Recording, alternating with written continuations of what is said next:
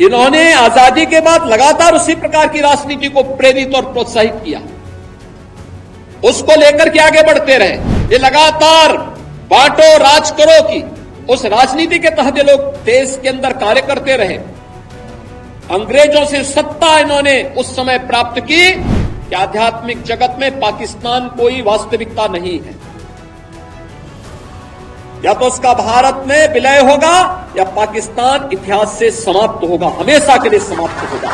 कि जो दृश्य 1947 में हुआ था वही दृश्य तो आज बांग्लादेश के अंदर हम सबको देखने को मिल रहा है।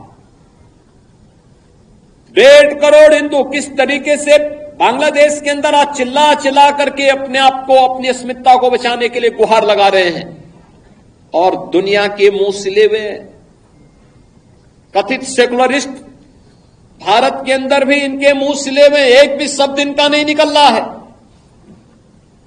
क्योंकि उनको भय है कि अगर इन निरीह कमजोर लोगों के इस पक्ष में इन्होंने आवाज निकाली तो इनका वोट बैंक खिसक जाएगा। वोट बैंक की चिंता है, लेकिन मानवीय संवेदना इनकी मर चुकी है।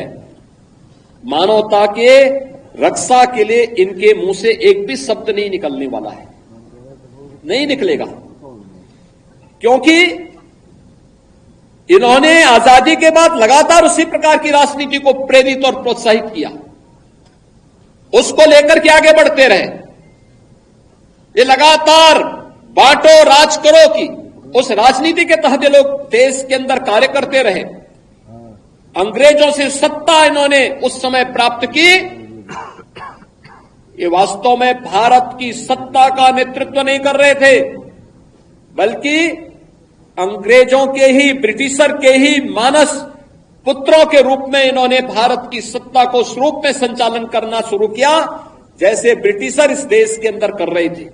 और आज उसी का दुष्परिणाम यह देश लगातार चुकाया है, अखंड हिंदुस्तान चुकाया है। लेकिन हमारा संकल्प है, महर्षि अरविंद ने जो 1947 के पहले घोषणा की थी,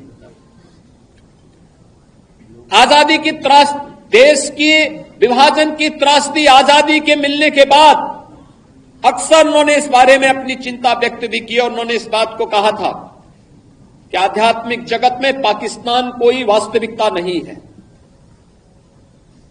या तो उसका भारत में विलय होगा या पाकिस्तान इतिहास से समाप्त होगा, हमेशा के लिए समाप्त होगा।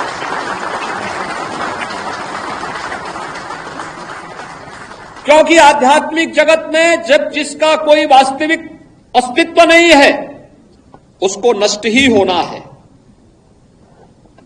और उसकी नष्टता, उसके नश्वरता को हमें संदेह की निगाहों से नहीं देखना चाहिए। हमें मानना चाहिए ये होगा, लेकिन इसके लिए हमें भी तैयार होना होगा, हमें भी अपने आप को तैयार करना होगा।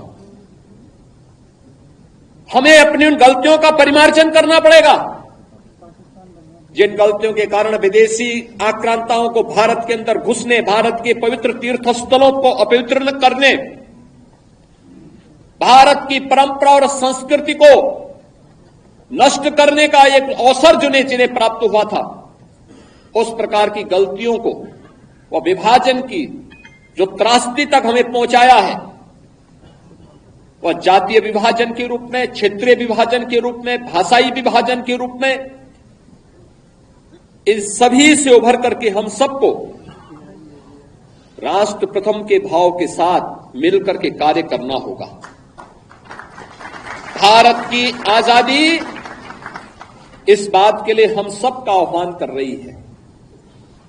और याद रखना, भारत केवल दुनिया का सबसे बड़ा लोकतंत्र ही नहीं है, ये लोकतंत्र की जननी भी है।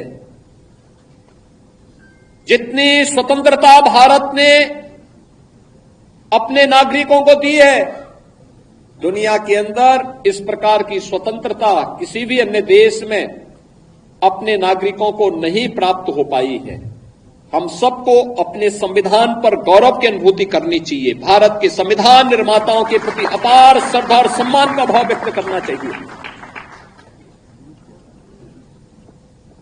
हमें सरदार वल्लभ भाई पटेल की दृढ़ता का सम्मान करना चाहिए। हमें बाबा साहब डॉक्टर भीमराव अंबेडकर के प्रति सत सत नमन करना चाहिए, जिन्होंने अपनी पीड़ा को दबाने के बावजूद भारत की एकता और अखंडता के प्रतीक भारत के संविधान को भारतवासियों को प्रदान किया। जो संविधान आज भी हम सबका नेतृत्व करता है, हमारा मार्गदर्शन करता है।